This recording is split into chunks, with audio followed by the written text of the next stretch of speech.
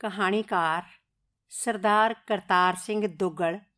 ਕਹਾਣੀ ਹੈ ਔਰਤ ਜ਼ਾਤ।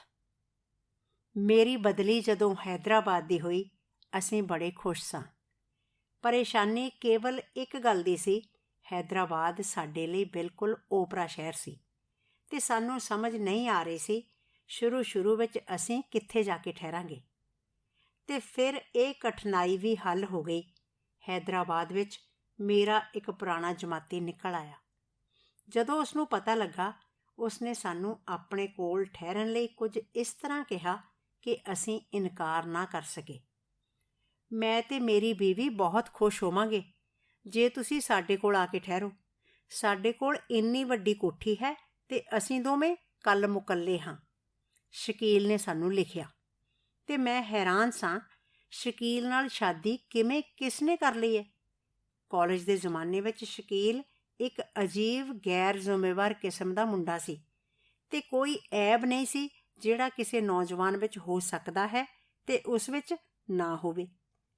ਕੀ ਪਤਾ ਹੁਣ ਬਦਲ ਗਿਆ ਹੋਵੇ, ਮੇਰੀ ਤ੍ਰੀਮਤ ਨੇ ਕਿਹਾ। ਆਦਮੀ ਹਮੇਸ਼ਾ ਇੱਕੋ ਜਿਹਾ ਥੋੜ੍ਹਾ ਰਹਿੰਦਾ ਹੈ। ਅਤੇ ਅਸੀਂ ਸ਼ਕੀਲ ਦੀ ਦਾਵਤ ਮੰਨ ਲਈ। ਹੈਦਰਾਬਾਦ ਤੋਂ ਇੱਕ ਸਟੇਸ਼ਨ ਪਹਿਲਾਂ ਸਾਨੂੰ ਸ਼ਕੀਲ ਲੈਣ ਲਈ ਆਇਆ ਹੋਇਆ ਸੀ। ਅਸੀਂ ਉਸਦੇ ਪਿਆਰ ਨੂੰ ਵੇਖ ਹੈਰਾਨ ਹੋ ਰਹੇ ਸਾਂ। ਜਿਸ ਸ਼ਕੀਲ ਨੂੰ ਮੈਂ ਜਾਣਦਾ ਸਾਂ, ਉਸ ਤੋਂ ਤੇ ਮੈਨੂੰ ਇੰਨੀ ਉਮੀਦ ਵੀ ਨਹੀਂ ਸੀ ਕਿ ਉਹ ਅਸਲੀ ਸਟੇਸ਼ਨ 'ਤੇ ਵੀ ਵਕਤ ਸਿਰ ਪੁੱਜ ਜਾਵੇ।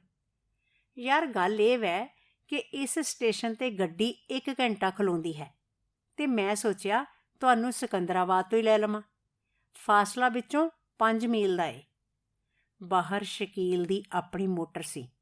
ਉਸ ਦੇ ਦਫ਼ਤਰ ਦੀ ਸਟੇਸ਼ਨ ਵੈਗਨ ਵੀ ਖੜ੍ਹੀ ਸੀ। ਸਮਾਨ ਸਾਡਾ ਸਟੇਸ਼ਨ ਵੈਗਨ ਵਿੱਚ ਰੱਖਿਆ ਗਿਆ ਅਤੇ ਮੋਟਰ ਵਿੱਚ ਬੈਠ ਕੇ ਅਸੀਂ 15-20 ਮਿੰਟਾਂ ਵਿੱਚ ਸ਼ਕੀਲ ਦੇ ਘਰ ਪੁੱਜ ਗਏ।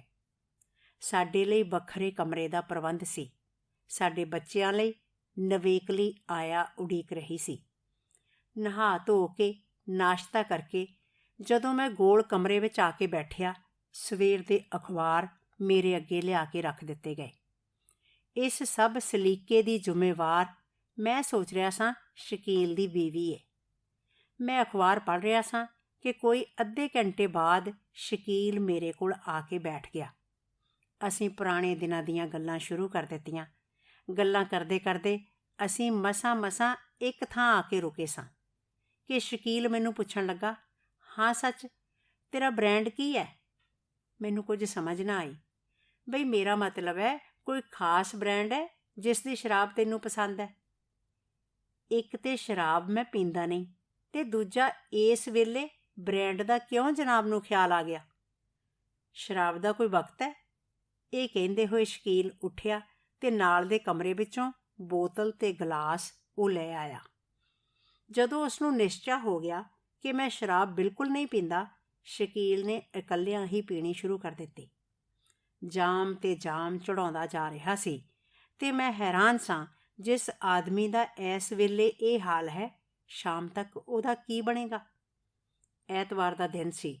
ਸਾਰਾ ਦਿਨ ਸ਼ਕੀਲ ਸ਼ਰਾਬ ਪੀਂਦਾ ਰਿਹਾ। ਦੁਪਹਿਰ ਦੇ ਖਾਣੇ 'ਤੇ ਜਦੋਂ ਅਸੀਂ ਇਕੱਠੇ ਹੋਏ, ਉਸਨੇ ਪੀਤੀ ਹੋਈ ਸੀ। ਸ਼ਾਮ ਦੀ ਚਾਹ ਵੇਲੇ ਉਹ ਪੀ ਰਿਹਾ ਸੀ। ਰਾਤ ਦੇ ਖਾਣੇ ਤੋਂ ਪਹਿਲਾਂ ਅਸੀਂ ਲੋਕ ਗੋਲ ਕਮਰੇ ਵਿੱਚ ਬੈਠੇ ਰਹੇ। ਬੇਗਮ ਸ਼ਕੀਲ ਸਨ ਅਤੇ ਮੇਰੀ ਤ੍ਰੀਮਤ ਸੀ। ਸ਼ਕੀਲ ਸਾਰਾ ਵਕਤ ਪੀਂਦਾ ਰਿਹਾ। ਖਾਣੇ ਦੀ ਮੇਜ਼ 'ਤੇ ਸ਼ਕੀਲ ਦੀ ਹਾਲਤ ਬਹੁਤ ਬੁਰੀ ਸੀ। ਅਸੀਂ ਸਾਰੇ ਰਲ ਕੇ ਉਸ ਨੂੰ ਖਵਾਉਣ ਦੀ ਕੋਸ਼ਿਸ਼ ਕਰ ਰਹੇ ਸਾਂ। ਬੇਗਮ ਸ਼ਕੀਲ ਮੁੜ ਆਪਣੇ ਖਾਵੰਦ ਦੇ ਸਾਹਮਣੇ ਚੀਜ਼ਾਂ ਰੱਖਦੀ। ਸ਼ਕੀਲ ਦੇ ਇੱਕ ਤਾਂ ਦੰਦ ਖਰਾਬ ਸਨ, ਇੱਕ ਸ਼ਰਾਬ ਨੇ ਉਹਦਾ ਬੁਰਾ ਹਾਲ ਕੀਤਾ ਹੋਇਆ ਸੀ। ਅਸੀਂ ਖਾ ਪੀ ਕੇ ਕਿੰਨੀ ਦੇਰ ਉਸ ਦੀ ਉਡੀਕ ਕਰਦੇ ਰਹੇ। ਕੋਈ ਅੱਧੇ ਘੰਟੇ ਬਾਅਦ ਉਸ ਦਾ ਖਾਣਾ ਖਤਮ ਹੋਇਆ। ਇੱਕ ਗਰਾਹੀ ਖਾਂਦਾ ਅਤੇ ਗੱਲਾਂ ਕਰਨ ਬਹਿ ਜਾਂਦਾ। ਜਿਹੜੀ ਗਰਾਹੀ ਉਸ ਦੇ ਮੂੰਹ ਵਿੱਚ ਹੁੰਦੀ, ਇੰਜ ਜਾਪਦਾ ਜਿਵੇਂ ਉਸ ਤੋਂ ਚਿੱਥੀ ਨਹੀਂ ਜਾ ਰਹੀ ਸੀ। ਮੇਰੀ ਤ੍ਰੀਮਤ ਪਰੇਸ਼ਾਨ ਸੀ, ਪਰ ਬੱਚਿਆਂ ਨੂੰ ਲੈ ਕੇ ਅਸੀਂ ਜਾਂਦੇ ਵੀ ਕਿੱਥੇ? ਅਗਲੇ ਰੋਜ਼ ਸਵੇਰੇ ਬਾਹਰ ਬਗੀਚੇ ਵਿੱਚ ਮੈਂ ਟਹਿਲ ਰਿਹਾ ਸਾਂ ਕਿ ਸ਼ਕੀਲ ਖਿੜਖਿੜ ਹੱਸਦਾ ਸਾਹਮਣੇ ਬਰਾਂਡੇ ਵਿੱਚੋਂ ਮੇਰੇ ਵੱਲ ਆਇਆ ਅਤੇ ਮੇਰੇ ਗਲੇ ਲੱਗ ਕੇ ਮੈਨੂੰ ਪੁੱਛਣ ਲੱਗਾ, ਯਾਰ ਰਾਤ ਨੂੰ ਕੋਈ ਜ਼ਿਆਦਤੀ ਤੇ ਤਾਂ ਨਹੀਂ ਹੋ ਗਈ। ਮੈਂ ਉਸਨੂੰ ਇਸ ਤਰ੍ਹਾਂ ਸ਼ਰਾਬ ਪੀਣ ਤੋਂ ਵਰਜਦਾ ਰਿਹਾ। ਸ਼ਕੀਲ ਮੇਰੇ 'ਤੇ ਹੱਸਦਾ ਰਿਹਾ। ਫਿਰ ਉਸਨੇ ਸਾਡੀ ਸੈਰ ਦੇ ਪ੍ਰੋਗਰਾਮ ਬਣਾਉਣੇ ਸ਼ੁਰੂ ਕਰ ਦਿੱਤੇ। ਕਿੱਥੇ ਕਿੱਥੇ ਸਾਨੂੰ ਉਸਨੇ ਲਿਜਾਣਾ ਸੀ, ਕੀ ਖਵਾਉਣਾ ਸੀ, ਕਿਹਨਾਂ ਲੋਕਾਂ ਨਾਲ ਮਿਲਾਉਣਾ ਸੀ, ਤੇ ਸਾਡੇ ਲਈ ਘਰ ਢੂੰਡਣ ਦਾ ਸ਼ਕੀਲ ਨਾਂ ਨਹੀਂ ਲੈਂਦਾ। ਦਫ਼ਤਰ ਚੱਲਣ ਵੇਲੇ ਆਪ ਉਸਨੇ ਸਰਕਾਰੀ ਮੋਟਰ ਮੰਗਵਾਈ ਤੇ ਆਪਣੀ ਮੋਟਰ ਮੇਰੇ ਹਵਾਲੇ ਕਰ ਦਿੱਤੀ। ਸ਼ਾਮੀ ਜਦੋਂ ਮੈਂ ਦਫ਼ਤਰੋਂ ਵਾਪਸ ਆਇਆ, ਅੱਗੇ ਸ਼ਕੀਲ ਬੈਠਾ ਪੀ ਰਿਹਾ ਸੀ। ਮੈਂ ਚਾਹ ਪੀਤੀ, ਬੱਚਿਆਂ ਨਾਲ ਖੇਡਦਾ ਰਿਹਾ। ਕੋਈ 2 ਘੰਟੇ ਬਾਅਦ ਜਦੋਂ ਮੈਂ ਗੋਲ ਕਮਰੇ ਵਿੱਚ ਗਿਆ, ਸ਼ਕੀਲ ਅਜੇ ਵੀ ਪੀ ਰਿਹਾ ਸੀ। ਉਸ ਦੇ ਨਾਲ ਉਹਦਾ ਕੋਈ ਦੋਸਤ ਆ ਗਿਆ ਸੀ। ਦੋਵੇਂ ਗੁੱਟ ਸਨ। ਸ਼ਕੀਲ ਨੇ ਆਪਣੇ ਦੋਸਤ ਨਾਲ ਮੇਰੀ ਜਾਣ ਪਛਾਣ ਕਰਾਈ। ਉਰਦੂ ਦਾ ਕੋਈ ਸ਼ਾਇਰ ਸੀ। ਇਸ ਦਾ ਪਿਓ ਵੀ ਸ਼ਾਇਰ ਸੀ। ਪਿਛਲੇ ਦਿਨਾਂ ਵਿੱਚ ਪਿਓ ਮਰ ਗਿਆ ਸੀ। ਪਹਿਲਾਂ ਪਿਓ ਸ਼ਕੀਲ ਸਾਹਿਬ ਨਾਲ ਬੈਠ ਕੇ ਸ਼ਰਾਬ ਪੀਂਦਾ ਸੀ। ਹੁਣ ਪੁੱਤਰ ਸ਼ਕੀਲ ਸਾਹਿਬ ਦਾ ਸਾਥ ਦਿੰਦਾ ਸੀ। ਤੇ ਫਿਰ ਸ਼ਕੀਲ ਦੇ ਦੋਸਤ ਨੇ ਆਪਣਾ ਕਲਾਮ ਸੁਣਾਉਣਾ ਸ਼ੁਰੂ ਕਰ ਦਿੱਤਾ। ਬੇਹੂਦਾ ਬਜ਼ਾਰੂ ਸ਼ਾਇਰੀ। ਬਦਮਸਤ ਉਹ ਗਾਉਂਦਾ ਜਾ ਰਿਹਾ ਸੀ ਤੇ ਸ਼ਕੀਲ ਉਂਝ ਦਾ ਉਂਝ ਦਾਦ ਦਿੰਦਾ ਜਾ ਰਿਹਾ ਸੀ। ਮੈਂ ਪਹਿਲਾਂ ਖਿੜਕੀਆਂ ਬੰਦ ਕੀਤੀਆਂ, ਫਿਰ ਦਰਵਾਜ਼ੇ ਬੰਦ ਕਰ ਦਿੱਤੇ, ਪਰ ਸ਼ਾਇਰ ਸਾਹਿਬ ਉੱਚਾ ਉੱਚਾ ਗਾਉਂਦੇ ਜਾ ਰਹੇ ਸਨ ਤੇ ਸ਼ਕੀਲ ਸਾਹਿਬ ਦੀ ਦਾਦ ਹੋਰ ਉੱਚੀ ਹੁੰਦੀ ਜਾ ਰਹੀ ਸੀ। ਉਸ ਰਾਤ ਖਾਣੇ ਦੇ ਮੇਜ਼ 'ਤੇ ਫਿਰ ਮੁਸੀਬਤ ਆਈ। ਨਾ ਸ਼ਕੀਲ ਤੋਂ ਖਾਣਾ ਖਾਧਾ ਜਾਂਦਾ ਸੀ ਤੇ ਨਾ ਛੱਡਿਆ ਜਾਂਦਾ ਸੀ। ਕਿਸੇ ਗੱਲ ਤੋਂ ਖਫਾ ਹੋ ਕੇ ਉਸਨੇ ਨੌਕਰ ਨੂੰ ਚਪੇੜ ਮਾਰ ਦਿੱਤੀ, ਫਿਰ ਪਲੇਟ ਚੁੱਕ ਕੇ ਉਹਦੇ ਉੱਤੇ ਸੁੱਟ ਦਿੱਤੀ। ਮੈਂ ਤੇ ਮੇਰੀ ਤਰੀਮਤ ਖਾਣਾ ਖਾ ਚੁੱਕੇ ਸਾਂ। ਅਸੀਂ ਚੁਪਾਤੇ ਜਿਹੇ ਉੱਠ ਕੇ ਆਪਣੇ ਕਮਰੇ ਵਿੱਚ ਆ ਗਏ। ਕੋਈ ਅੱਧੇ ਘੰਟੇ ਬਾਅਦ ਸਟੱਡੀ ਵਿੱਚੋਂ ਪੜ੍ਹਨ ਲਈ ਕਿਤਾਬਾਂ ਲੈਣ ਗਿਆ। ਮੈਂ ਰਸਤੇ 'ਚ ਵੇਖਿਆ ਸ਼ਕੀਲ ਖਾਣੇ ਦੀ ਮੇਜ਼ 'ਤੇ ਸਿਰ ਸੁੱਟੀ ਬੇਹੋਸ਼ ਪਿਆ ਸੀ ਤੇ ਬੇਗਮ ਸ਼ਕੀਲ ਉਸ ਨੂੰ ਕਹਿ ਰਹੀ ਸੀ, ਖਾਣਾ ਖਾ ਲਓ, ਤੁਸੀਂ 2 ਗਰਾਈਆਂ ਵੀ ਅੱਜ ਨਹੀਂ ਲਈਆਂ। ਅਗਲੀ ਸਵੇਰ ਮਸਾਂ ਅਸੀਂ ਤਿਆਰ ਹੋਏ ਸਾਂ ਕਿ ਸ਼ਕੀਲ ਦਰਵਾਜ਼ਾ ਖਟਖਟਾ ਕੇ ਸਾਡੇ ਕਮਰੇ ਵੱਲ ਆ ਗਿਆ। ਆਉਂਦਿਆਂ ਹੀ ਮੇਰੀ ਤਰੀਮਤ ਦੇ ਕਦਮਾਂ ਵਿੱਚ ਡਿੱਗ ਪਿਆ। ਮਾਫੀਆਂ ਮੰਗੀ ਜਾਏ ਤੇ ਰੋਈ ਜਾਏ। ਅਸੀਂ ਦੋਵੇਂ ਬੜੇ ਸ਼ਰਮਿੰਦਾ ਸਾਂ, ਹੈਰਾਨ ਸਾਂ। ਸਾਨੂੰ ਪਤਾ ਨਹੀਂ ਸੀ ਕੀ ਕਰੀਏ। ਆਖਰ ਜਦੋਂ ਤੱਕ ਮੇਰੀ ਤਰੀਮਤ ਨੇ ਆਪਣੇ ਮੂੰਹੋਂ ਨਹੀਂ ਕਿਹਾ, ਹਾਂ ਬਈ ਮਾਫ ਕੀਤਾ, ਸ਼ਕੀਲ ਨੇ ਉਹਦੇ ਪੈਰ ਨਹੀਂ ਛੱਡੇ। ਅਸੀਂ ਸੋਚਦੇ ਸਾਂ ਜੇ ਕੋਈ ਘਰ ਨਾ ਮਿਲਿਆ ਤਾਂ ਸ਼ਾਮ ਤੱਕ ਕਿਸੇ ਹੋਟਲ ਵਿੱਚ ਹੀ ਚਲੇ ਜਾਵਾਂਗੇ। ਦੁਪਹਿਰ ਤੋਂ ਬਾਅਦ ਮੈਂ ਇੱਕ ਹੋਟਲ ਨਾਲ ਗੱਲ ਵੀ ਕਰ ਲਈ, ਪਰ ਸ਼ਕੀਲ ਨੂੰ ਜਦੋਂ ਪਤਾ ਲੱਗਾ, ਉਹ ਸਭ ਕੰਮ ਛੱਡ ਕੇ ਦੌੜਦਾ ਹੋਇਆ ਘਰ ਆਇਆ ਤੇ ਮੇਰੀ ਤਰੀਮਤ ਨੂੰ ਸਮਾਨ ਪੈਕ ਕਰਨ ਤੋਂ ਉਸਨੇ ਰੋਕ ਦਿੱਤਾ। ਸ਼ਾਮੀ ਜਦੋਂ ਮੈਂ ਦਫ਼ਤਰੋਂ ਵਿਹਲਾ ਹੋ ਕੇ ਘਰ ਪੁੱਜਾ, ਸ਼ਕੀਲ ਉਂਝ ਦਾ ਉਂਝ ਬੈਠਾ ਪੀ ਰਿਹਾ ਸੀ ਤੇ ਮੇਰੀ ਤਰੀਮਤ ਬੱਚਿਆਂ ਨੂੰ ਲੈ ਕੇ ਬਾਹਰ ਬਗੀਚੇ ਵਿੱਚ ਗਈ ਹੋਈ ਸੀ। ਬੇਗਮ ਸ਼ਕੀਲ ਰਾਤ ਦੇ ਖਾਣੇ ਦਾ ਪ੍ਰਬੰਧ ਕਰ ਰਹੀ ਸੀ। ਮੈਂ ਸ਼ਕੀਲ ਕੋਲ ਬੈਠ ਕੇ ਉਸ ਨੂੰ ਸਮਝਾਉਣ ਲੱਗ ਪਿਆ। ਸ਼ਕੀਲ ਮੇਰੀਆਂ ਗੱਲਾਂ ਸੁਣਦਾ ਰਿਹਾ। ਫਿਰ ਉਸਨੇ ਜ਼ੋਰ ਦਾ ਇੱਕ ਕਹਿ ਮਾਰਿਆ ਤੇ ਜਾਮ ਭਰ ਕੇ ਇੱਕੋ ਘੁੱਟ ਵਿੱਚ ਉਹ ਪੀ ਗਿਆ। ਮੇਰੇ ਚਿਹਰੇ 'ਤੇ ਇੱਕ ਝੁੰਝਲਾਹਟ ਜਿਹੀ ਆਈ। ਸ਼ਕੀਲ ਦੀ ਸਿਆਣੀ ਅੱਖ ਨੇ ਉਸ ਨੂੰ ਪਛਾਣ ਲਿਆ ਤੇ ਬੜੀ ਨਿਮਰਤਾ ਨਾਲ ਉਹ ਮੇਰੇ ਕੋਲ ਆ ਕੇ ਬੈਠ ਗਿਆ। ਫਿਰ ਉਸਨੇ ਪਤਲੂਨ ਦੇ ਪਹੁੰਚੇ ਨੂੰ ਉੱਤੇ ਖਿੱਚ ਕੇ ਆਪਣੀ ਇੱਕ ਟੰਗ ਗੋਡੇ ਤੱਕ ਨੰਗੀ ਕੀਤੀ, ਜਿਵੇਂ ਸੁੱਕਿਆ ਹੋਇਆ ਤੀਲਾ ਹੋਵੇ। ਮੈਂ ਹੈਰਾਨ ਹੋ ਗਿਆ। ਮੇਰਾ ਸਾਰੇ ਦਾ ਸਾਰਾ ਸਰੀਰ ਬਸ ਇੰਝ ਹੈ। ਸ਼ਕੀਲ ਮੈਨੂੰ ਕਹਿਣ ਲੱਗਾ, ਜੇ ਮੈਂ ਸ਼ਰਾਬ ਨਾ ਪੀਆਂ ਤਾਂ ਕੀ ਕਰਾਂ? ਮੈਂ ਤੇ ਸ਼ਰਾਬ ਦੇ ਸਹਾਰੇ ਤੁਰਦਾ ਫਿਰਦਾ ਹਾਂ। ਮੈਨੂੰ ਇੱਕ ਰੋਜ਼ ਸ਼ਰਾਬ ਨਾ ਮਿਲੇ, ਸ਼ਾਮ ਤੱਕ ਮੈਂ ਖਤਮ ਹੋ ਜਾਵਾਂਗਾ। ਮੈਂ ਹੈਰਾਨ ਹੋ ਗਿਆ। ਕਿੰਨਾ ਚਿਰ ਉਸ ਤੋਂ ਬਾਅਦ ਮੈਂ ਚੁੱਪ ਚਪੀਤਾ ਗੋਲ ਕਮਰੇ ਵਿੱਚ ਬੈਠਾ ਰਿਹਾ। ਸ਼ਕੀਲ ਉਂਝ ਦਾ ਉਂਝ ਜਾਮ ਭਰਦਾ ਰਿਹਾ, ਉਂਝ ਦਾ ਉਂਝ ਜਾਮ ਖਤਮ ਕਰਦਾ ਰਿਹਾ। ਫਿਰ ਮੇਰੇ ਬੱਚੇ ਬਾਹਰੋਂ ਸੈਰ ਕਰਕੇ ਆ ਗਏ ਤੇ ਮੈਂ ਆਪਣੇ ਕਮਰੇ ਵਿੱਚ ਚਲਾ ਗਿਆ। ਗੱਲਾਂ ਵਿੱਚ ਮੈਂ ਆਪਣੀ ਤਰੀਮਤ ਨੂੰ ਸ਼ਕੀਲ ਦੀ ਹਾਲਤ ਦੱਸੀ। ਮੈਨੂੰ ਵੀ ਲੱਗਦਾ ਸੀ ਕੋਈ ਨਾ ਕੋਈ ਗੱਲ ਜ਼ਰੂਰ ਹੈ। ਮੈਂ ਤੇ ਹੈਰਾਨ ਹਾਂ ਬੇਗਮ ਸ਼ਕੀਲ ਦੇ ਹੌਸਲੇ 'ਤੇ। ਬੇਗਮ ਸ਼ਕੀਲ ਦੀ ਇਹ ਦੂਜੀ ਸ਼ਾਦੀ ਹੈ। ਪਹਿਲਾ ਖਾਵੰਦ ਇਸ ਦਾ ਮਰ ਗਿਆ ਹੈ। ਤੇ ਮੈਂ ਦਿਲ ਹੀ ਦਿਲ ਵਿੱਚ ਸੋਚਿਆ, ਸ਼ਾਇਦ ਇਹ ਵੀ ਇੱਕ ਕਾਰਨ ਹੋਏ ਕਿ ਸ਼ਕੀਲ ਇੰਜ ਆਪਣੇ ਆਪ ਨੂੰ ਬਰਬਾਦ ਕਰ ਰਿਹਾ ਸੀ। ਪਰ ਬਰਬਾਦ ਤੇ ਆਪਣੇ ਆਪ ਨੂੰ ਉਹ ਕਾਲਜ ਦੇ ਜ਼ਮਾਨੇ ਵਿੱਚ ਵੀ ਕਰਦਾ ਹੁੰਦਾ ਸੀ। ਪੜ੍ਹਨ ਵੇਲੇ ਉਹ ਸ਼ਰਾਬ ਪੀਂਦਾ, ਖੇਡਣ ਵੇਲੇ ਉਹ ਬਾਜ਼ਾਰ ਤਮਾਸ਼ਬੀਨੀ ਲਈ ਨਿਕਲ ਜਾਂਦਾ। ਹੱਟਾ ਕੱਟਾ ਮੁਸ਼ਟੰਡਾ। ਉਸਤਾਦ ਡਰਦੇ ਉਸਨੂੰ ਕੁਝ ਕਹਿੰਦੇ ਨਹੀਂ ਸਨ ਤੇ ਹੁਣ ਇੰਜ ਸੁੱਕ ਕੇ ਹੱਡੀਆਂ ਦੀ ਮੁੱਠ ਰਹਿ ਗਿਆ ਸੀ। ਮੈਂ ਹੈਰਾਨ ਸਾਂ ਸ਼ਕੀਲ ਨੂੰ ਸਰਕਾਰ ਨੇ ਕਿਵੇਂ ਨੌਕਰੀ ਵਿੱਚ ਰੱਖਿਆ ਹੋਇਆ ਸੀ ਤੇ ਮੈਂ ਹੋਰ ਹੈਰਾਨ ਸਾਂ ਇਸ ਗੱਲ 'ਤੇ ਕਿ ਆਪਣੇ ਮਹਿਕਮੇ ਵਿੱਚ ਸ਼ਕੀਲ ਸਭ ਤੋਂ ਜ਼ਹੀਨ ਅਫਸਰ ਮੰਨਿਆ ਜਾਂਦਾ ਸੀ। ਇਹ ਗੱਲ ਮੈਨੂੰ ਇਸ ਸ਼ਹਿਰ ਵਿੱਚ ਇੱਕ ਤੋਂ ਵਧੇਕ ਬੰਦਿਆਂ ਨੇ ਦੱਸੀ ਸੀ।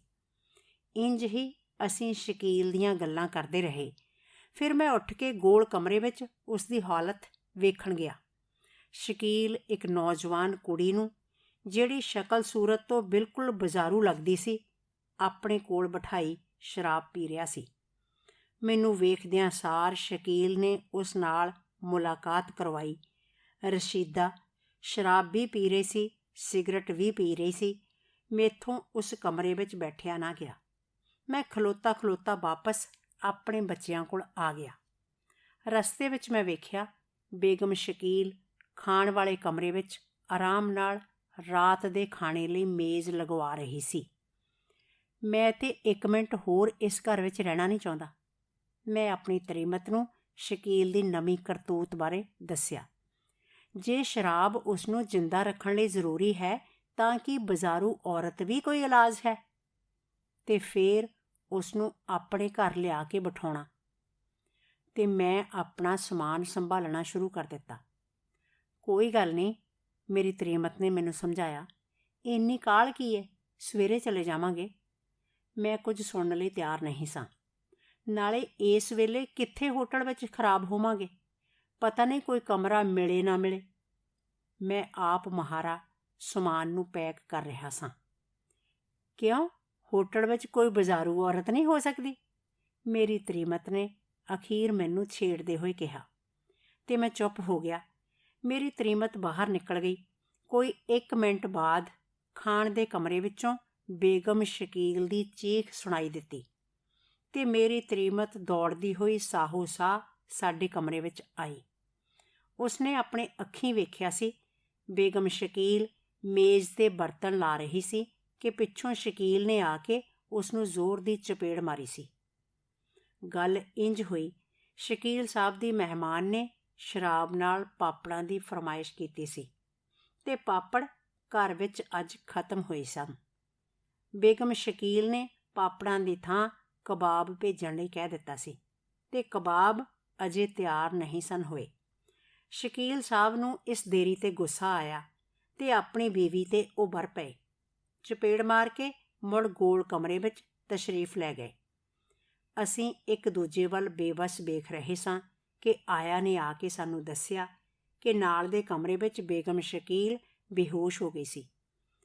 ਮੈਂ ਤਾਂ ਬੇਗਮ ਸ਼ਕੀਲ ਦੇ ਸੌਣ ਦੇ ਕਮਰੇ ਵਿੱਚ ਜਾਣਾ ਮੁਨਾਸਬ ਨਾ ਸਮਝਿਆ। ਮੇਰੀ ਤਰੀਮਤ ਦੌੜਦੀ ਹੋਈ ਗਈ। ਬਾਹਰ ਖਿੜਕੀ ਕੋਲ ਖਲੋਤਾ ਮੈਂ ਵੇਖ ਰਿਹਾ ਸਾਂ। ਬੇਗਮ ਸ਼ਕੀਲ ਨੂੰ ਜਦੋਂ ਹੋਸ਼ ਆਈ, ਦੋਵੇਂ ਔਰਤਾਂ ਨਿੱਕੀਆਂ ਨਿੱਕੀਆਂ ਗੱਲਾਂ ਕਰਨ ਲੱਗ ਪਈਆਂ। ਮੈਂ ਬਾਹਰ ਉਤਾਵਲਾ ਹੋ ਰਿਹਾ ਸਾਂ, ਮੁੜ ਮੁੜ ਖਿੜਕੀ ਕੋਲ ਜਾ ਖਲੋਂਦਾ। ਖਿੜਕੀ ਦੇ ਪਰਦੇ ਪਿੱਛੇ ਪਲੰਘ 'ਤੇ ਦੋਵੇਂ ਔਰਤਾਂ ਗੱਲਾਂ ਕਰ ਰਹੀਆਂ ਸਨ। ਉਹ ਤੇ ਇਸ ਤੋਂ ਵੀ ਬੁਰਾ ਸੀ। ਇਸ ਤੋਂ ਵੀ ਬੁਰਾ? ਤੇ ਮੇਰੀ ਬੇਬੀ ਹੱਕੀ ਬੱਕੀ ਰਹਿ ਗਈ।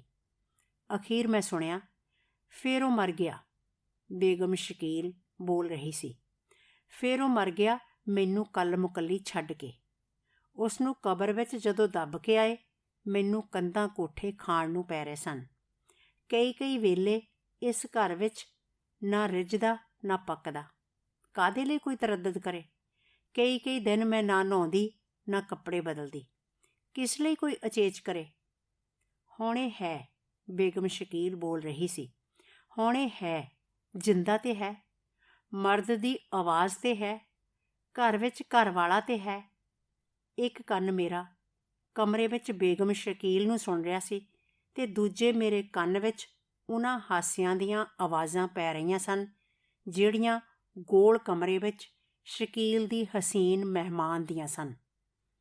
ਉਸ ਦਿਨ ਮੈਨੂੰ ਉਸ ਘਰ ਵਿੱਚ ਕੋਈ ਰੋਕ ਨਾ ਸਕਿਆ, ਨਾ ਸ਼ਕੀਲ ਸਾਹਿਬ, ਨਾ ਬੇਗਮ ਸ਼ਕੀਲ। ਜਿਵੇਂ ਮੇਰਾ ਦਮ ਘੁੱਟ ਰਿਹਾ ਹੋਵੇ, ਜਿਵੇਂ ਮੈਨੂੰ ਬਦਬੂ ਆ ਰਹੀ ਹੋਵੇ ਲਾਂਭ ਚਾਂਭ ਵਿੱਚੋਂ। ਅਸੀਂ ਸਮਾਨ ਸੰਭਾਲਿਆ, ਬੱਚਿਆਂ ਨੂੰ ਲਿਆ ਅਤੇ ਹੋਟਲ ਵਿੱਚ ਅਸੀਂ ਜਾ ਟਿਕੇ। ਸ਼ੁਕਰੀਆ ਦੋਸਤੋ।